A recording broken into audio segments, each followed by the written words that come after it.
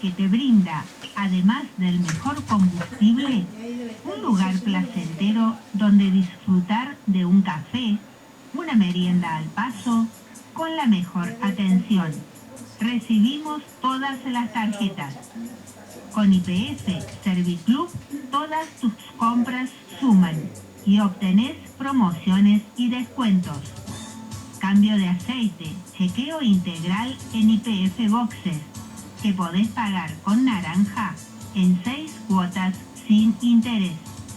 YPF Barale Hermanos, Sociedad Anónima, te espera en Avenida Sabio, Camino Almafuerte, con el mejor servicio. Veterinaria Priotti te ofrece una especializada atención para tu mascota. Planes sanitarios, cirugía de media y alta complejidad, traumatología, cardiología, radiografía digital, ecografía, electrocardiograma, odontología, laboratorio de análisis clínicos. Veterinaria Priotti, donde tu mascota tiene voz, está en Esperanza 1482. Urgencias 3571 69 28 69. WhatsApp 3571 32 76 07. Y en Instagram, Veterinaria Priotti. El BEA de Parque, con B de Bienestar, en Eleazar Garzón y Juan Álvarez, en Parque Monte Grande, de oferta todo el año. ¿Dónde si no? El BEA de Parque ayuda a cuidar tu bolsillo. Misceláneas de María Susana, en Leandro Alem 950, tiene la indumentaria para toda la familia. Bebés, niños, jóvenes y adultos se visten en Misceláneas de María Susana. Alem 950. Teléfono 3571 60 70 21, Río Tercero. Llegate a Miscelánea María Susana. No te vas a arrepentir cuando veas los precios, calidad y variedad de prendas. Comprobarás que valió la pena y te vas a llevar todo. Te recuerdo nuevamente la dirección. Alem 950, Río Tercero. Miscelánea María Susana. Tres Fratelli Despensa, en Justiniano Pose 2655 de Barrio Parque Montegrande. Tiene todo lo que necesitas en fiambres, chorizos, milanesas listas para freír, artículos de almacén, limpieza y también perfumería. Acordate, Tres Fratelli, en Justiniano Pose 2655, te atiende Ladero con la mejor onda. Marcos y Ariel, desmalezados, podas, extracción de árbol. Teléfono WhatsApp 3571 456 295. Y ahora vamos a escuchar el análisis del equipo de Navarro con respecto a qué va a hacer el Círculo Rojo con Milei después de su derrota del domingo pasado. Es aceptando una intervención absoluta de su gestión. Habrá que ver si le da la psicología, la capacidad anímica para eso. O le buscan presidente a Melconian. Al menos 4 empresarios muy importantes de la Argentina y el economista Carlos Melconian. Yo nombré a uno recién, de los 4 empresarios que estaban ahí. Hablaron de qué hacer con Milei. ¿Qué hacemos con este muchacho? Sí. Bueno, se habló de dos hipótesis. O se le exige a Milei que entregue la llave del Ministerio de Economía, que entregue la llave de la gestión pública y se vaya de paseo por el mundo durante los próximos 2 años y gobierna el Círculo Rojo a través de sus representantes en la jefatura de gabinete o del Ministerio de Economía, o se le busca un presidente a Carlos Melconian. ¿Así?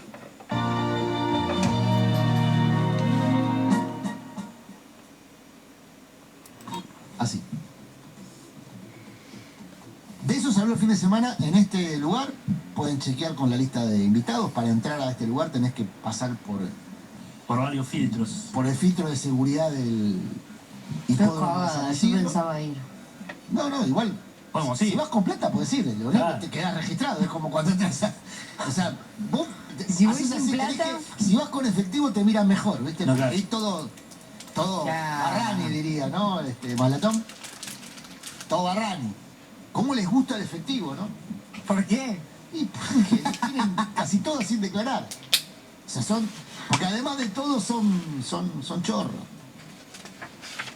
Bueno, en esa reunión se habló de esto.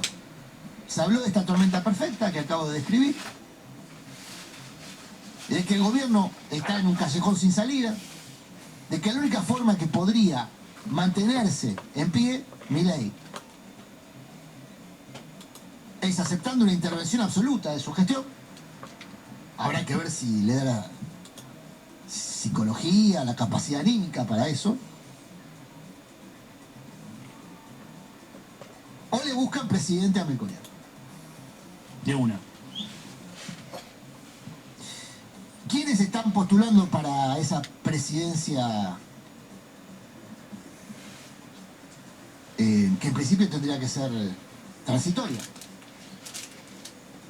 Bueno, ya lo mencionamos la vez pasada, Juan Schiaretti, que fue presentado por el grupo Provincias, de los gobernadores de Provincias Unidas el viernes, ¿no? Fue presentado como su hombre en ese plan. Claro, el problema que tiene Schiaretti es que para que él sea integrante de una asamblea legislativa tiene que asumir como diputado, y eso recién ocurriría el 10 de diciembre. Llegamos, claro. Parece una eternidad. Parece una eternidad. Todo lo que es Fundación Mediterránea, Córdoba, ¿viste? Parece una eternidad. Hay otro tema. Síganme con la aritmética constitucional. A ver. Si Villarruel asume Sí. la presidencia antes del 10 de diciembre, o sea, antes de que se cumplan los 2 años de mandato de Milei, Sí. estoy haciendo una cuenta institucional, ¿eh? No estoy expresando No, ningún no es un deseo. No, es una expresión de deseo. Dale, decilo, Atención, porque después le van con Moreno. el cuento mal a Feynman y dice que soy No, golpista, claro. no. Y menos con Villarruel.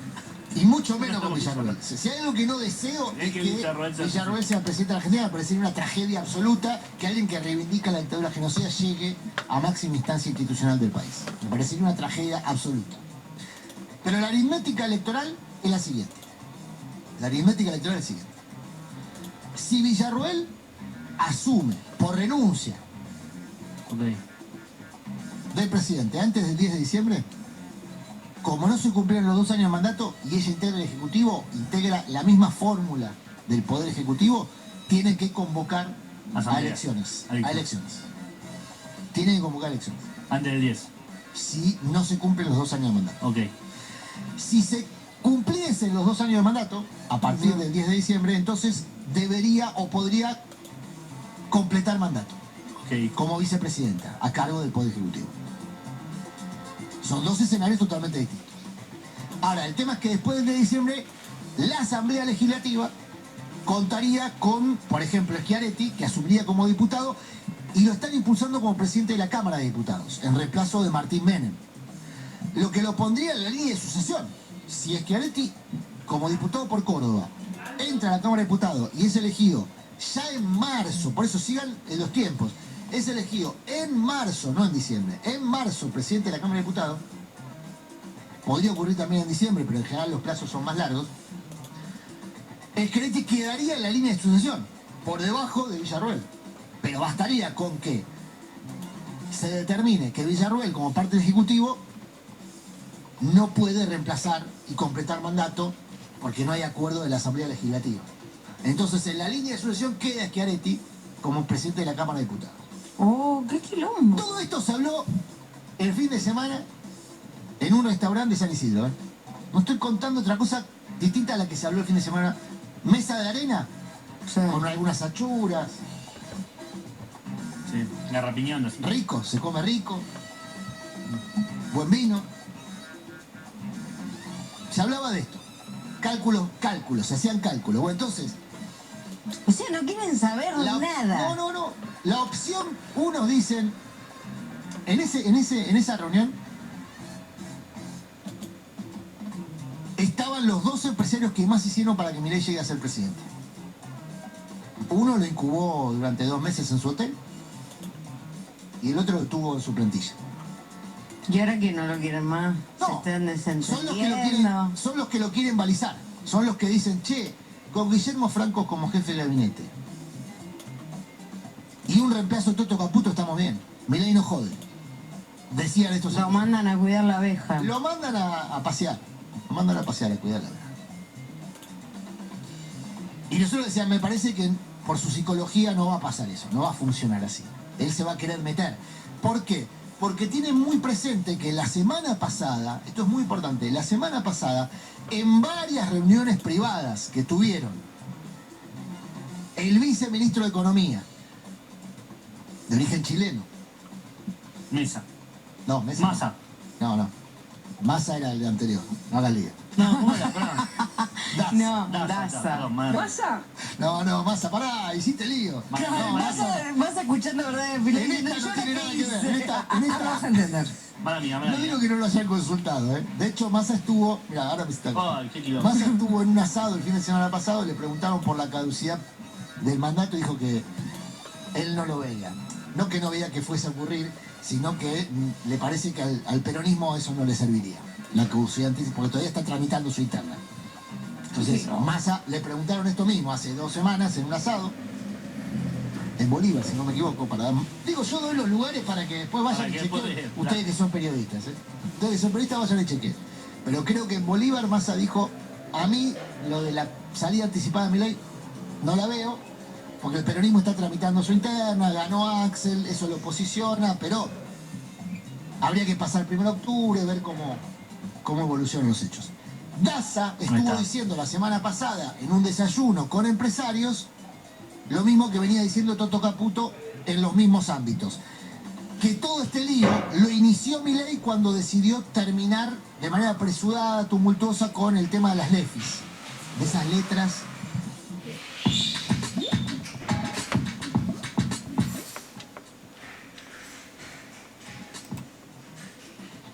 Que al desarmarse provocaron un desbarajuste financiero que inicia este tumulto, después el tumulto financiero me refiero, tumulto de la economía en general, la crisis económica es producto del programa económico. Bueno, en esta reunión del fin de semana se hablaba de estas dos opciones. O se le baliza a Milei un gobierno prácticamente sin Milei, o con un Milei ornamental, o se le busca presidente por lo menos a la persona que estaba ahí en esa reunión, que era Carlos Melconian. Pero esto es lo político. En lo económico decíamos que estamos ante 48 horas muy relevantes, perfecta, que estamos viendo como síntoma en la cotización del dólar, es una secuencia de hechos que probablemente lleven al gobierno a una encrucijada.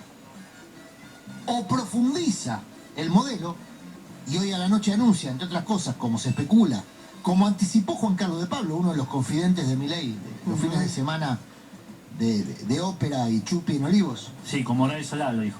Claro. En esos fines de semana, probablemente Juan Carlos de Pablo haya hablado con Milei, lo mismo que dijo la semana pasada con Horario Solá, que a su modo de ver habría que desacoplar, o en tal caso desdoblar, no desacoplar, desdoblar el sistema jubilatorio.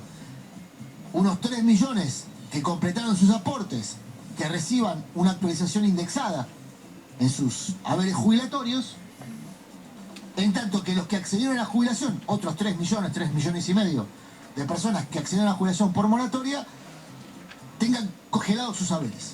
O sea, ese desdoblamiento del sistema previsional, por supuesto, implicaría un ahorro para el sistema previsional que es una de las demandas que tiene el Fondo Monetario. El Fondo Monetario lo que viene demandando de manera sostenida desde hace mucho tiempo es que se modifique el sistema de cobertura previsional. Básicamente se gente jubilatorio para que el gobierno de manera discrecional pueda ajustar sobre el sector.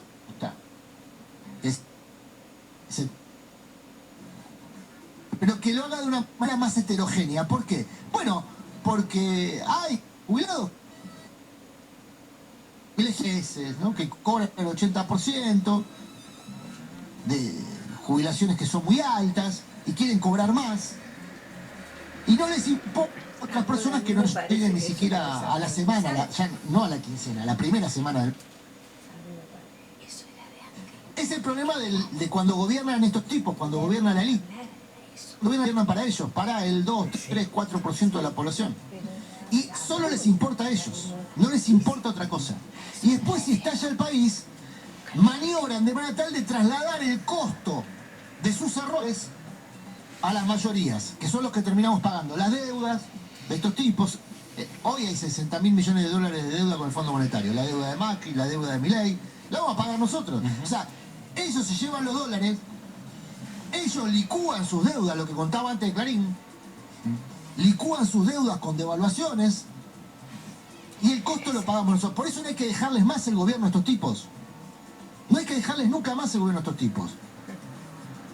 Porque estos tipos gobiernan para ellos mismos. Y es evidente, lo estoy contando de manera rudimentaria, en el marco de un podio de noticias, donde ahora vamos a pasar a otros temas, pero en estos días, en estas 48 horas, como ocurrió en el 2001, como ocurrió en el 2011, en el 2011 gobernaba Cristina, y sin embargo hubo una operación más o menos de estas características, se empujaba un proceso evaluatorio después de la crisis de la subprime en Estados Unidos, porque había problemas en los balances de las grandes corporaciones. Es decir, es algo que la Argentina padece una y otra vez. La Argentina padece a su élite. La Argentina padece a su élite. Es la burguesía fallida, que de tanto en tanto toma el poder absoluto, el poder institucional, porque habita el poder de manera permanente, sobre todo en los tribunales, ¿no? O en el Congreso bastante también. Pero a veces toma la suma del poder público, toma también el poder ejecutivo y ahí hace desastres. Desastres. Desastres. Y después hacen contención de daño del desastre que hicieron para salvarse ellos mismos. Chocan el Titanic contra el iceberg a propósito, sabiendo que tienen los botes a la vida a disposición. Y vos te hundiste, morís. ¿Qué les importa? ¿Qué les importa? No les importa nada. No les importa nada. Bueno, eso es lo que estamos viendo en estas horas. A un gobierno aparte que entre la insensibilidad, la crueldad y la impericia, combina las tres cosas, ¿no? Insensibilidad, crueldad e impericia, es incapaz de hacer cualquier acción para mitigar esto que estoy contando. Es incapaz. Y ese es el problema que tiene el Círculo Rojo. Y de eso...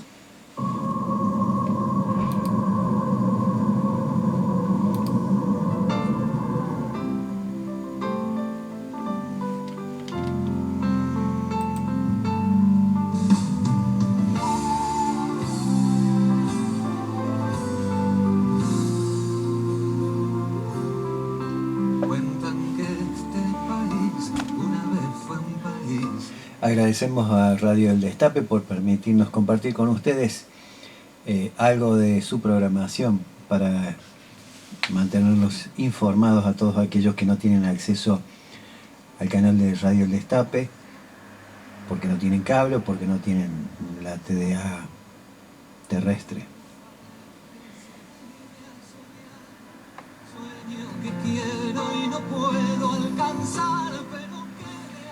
La provincia de Córdoba registró una inflación mayor que la nacional y crece la preocupación por la presión impositiva. Según datos del Centro de Almaceneros de Córdoba, en agosto la inflación fue del 2,2%, superando el 1,5% de julio, y el consumo cayó un 18,5% en los primeros 8 meses de 2025. Vanessa Ruiz, gerenta de la Cámara de Comercio, explicó: el alquiler y la luz son los principales gastos a los que se suman impuestos y tarifas. La nafta volvió a aumentar, pero el gobierno ya no avisa, te enterás cuando cargas. Los conductores se llevaron una sorpresa al llegar a las estaciones de servicio. La nafta volvió a aumentar sin anuncios oficiales previos.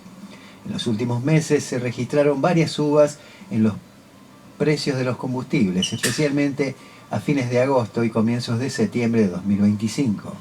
Según fuentes del sector, los incrementos responden principalmente a la actualización de los impuestos a los combustibles líquidos, ICL, y al dióxido de carbono, IDC, que el gobierno comenzó a aplicar de forma escalonada y a ajustes en los márgenes de las petroleras. Si bien en otras épocas los aumentos eran comunicados con anticipación, en la actualidad los usuarios suelen enterarse recién cuando ven los nuevos valores en el surtidor. Este escenario genera malestar entre los automovilistas que reclaman mayor previsibilidad y transparencia en la política de precios de los combustibles. La verdad que no se nota, porque por lo menos los medios afines al gobierno nacional, mutis, no han dicho absolutamente ni una palabra. Muy distinto como cuando estaba Alberto Fernández y Cristina, que cuando había una suba de precio de los combustibles, que no era tan seguido como ahora, ponían el grito en el cielo y lo publicaban un poco más, hasta escribiéndolo en las nubes para que todo el mundo se enterara. Mismo problema, distinta vara. ¿Qué puede suceder después de las elecciones de octubre? La encrucijada del plan, el mecanismo infernal de la deuda regresa. Los interrogantes postelectorales para un modelo que ya está inevitablemente en crisis. Los planteos que más preocupación generan: dólar y pagos de deuda en 2026. ¿Vuelve la inflación? Artículo creado por Raúl de la Torre. Mientras muchos siguen preguntando, ¿llegará este gobierno hasta el 26 de octubre? Ojalá que no.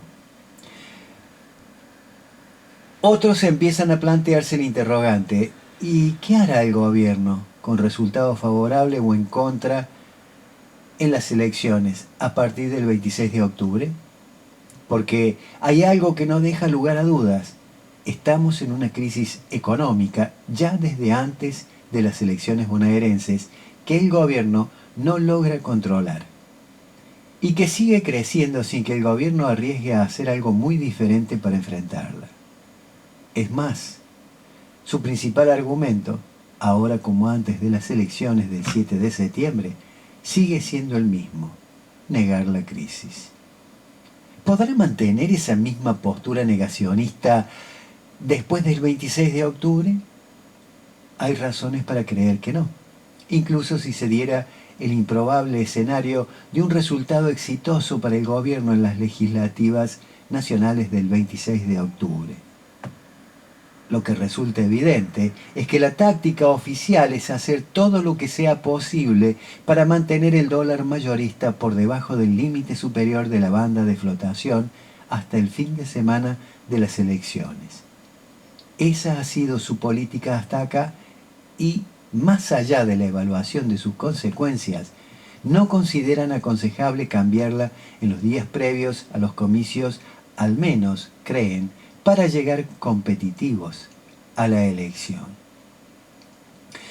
Lo que tenemos hasta acá es un modelo de dólar encadenado a una banda de flotación, atraso cambiario, que viene provocando una fuga de capitales que promedian los 5.200 millones de dólares mensuales, a los que se agrega otros 1.000 millones netos de salida mensual neta por el aumento del turismo al exterior, más el deterioro paulatino del superávit del comercio exterior.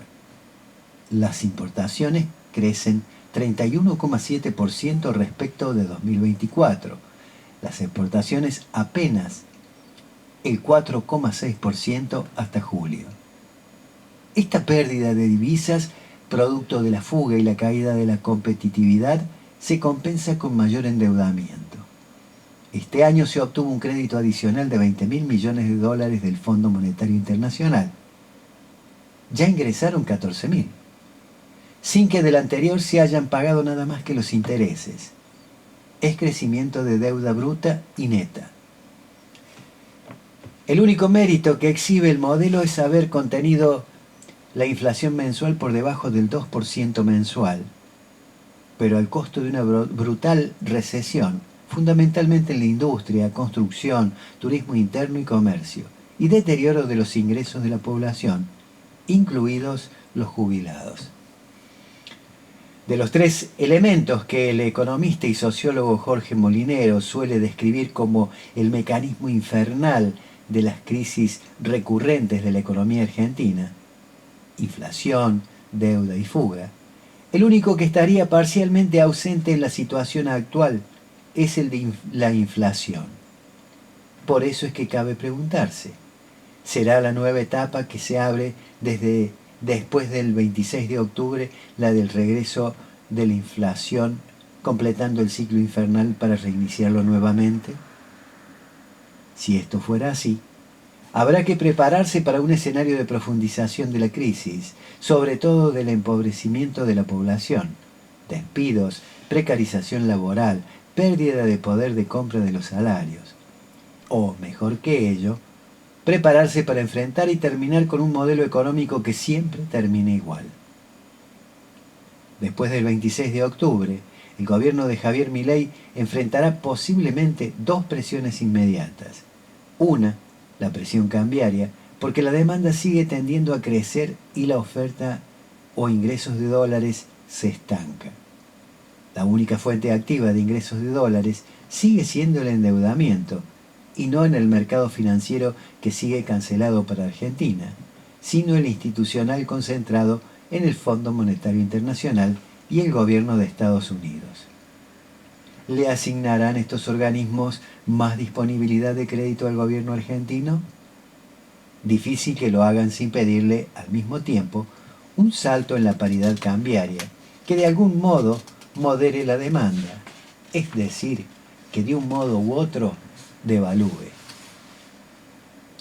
La otra presión vendrá por el lado de la exigencia de acumular dólares para poder hacer frente al pago de deudas en divisas. Concretamente, ni siquiera le prestarán dólares al gobierno si no está en condiciones de garantizar que esas divisas no se dilapiden por la canaleta de la fuga. En definitiva, le pedirán establecer alguna forma de control a la salida de divisas, ya que, solo con incentivos a que se aquerencien a tierras argentinas, está visto que no alcanza. ¿Vuelve el cepo? No se sabe, quizás. Cada vez son más los que lo mencionan, ya sin demasiados prejuicios.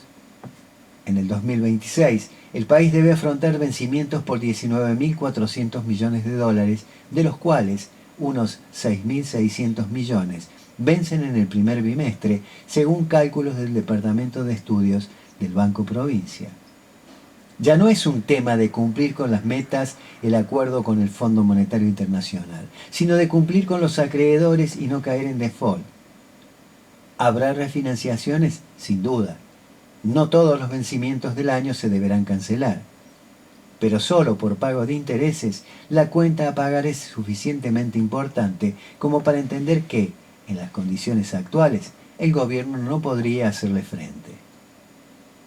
¿De cuánto debería ser la devaluación como para revertir la tendencia a la mayor salida de divisas, producto del atraso cambiario vigente hasta ahora?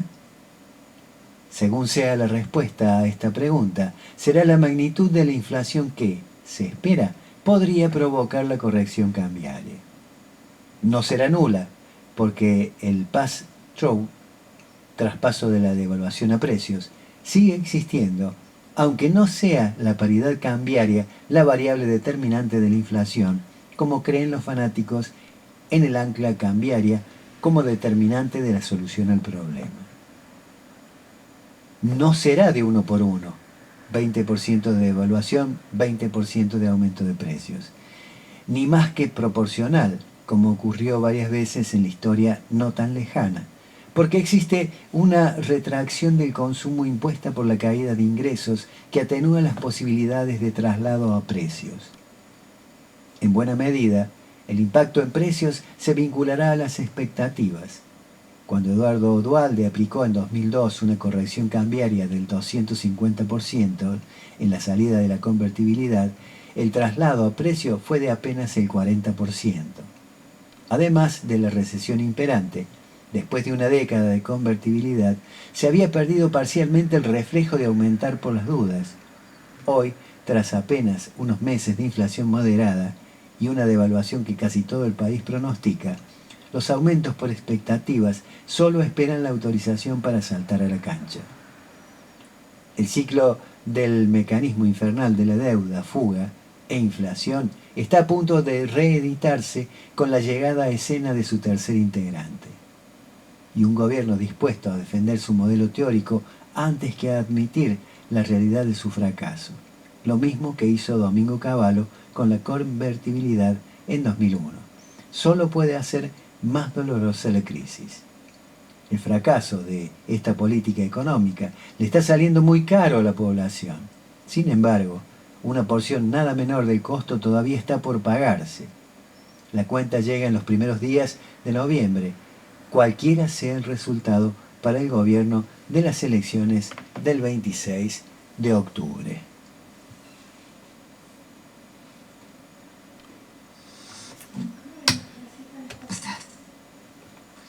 Así están las cosas. A ver que yo tenía algo acá y se me fue. Se te fue. Se me fue, no tenía algo de Cristina. En un grupo acá andaba, pero no recuerdo dónde era. Este es el tema. ¿Vio? A ver. No lo encuentro ahora. ¿Viste cuando tenés algo buscado y después te vas para otro lado? Y sí, así pasa. Y se me perdió, ¿vio? Se me perdió.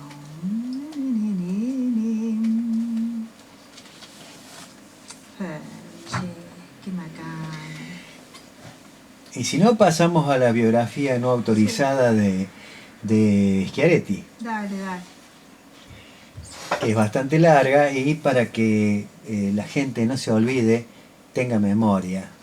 Porque nosotros acá tratamos de ser imparciales y no importa la ideología.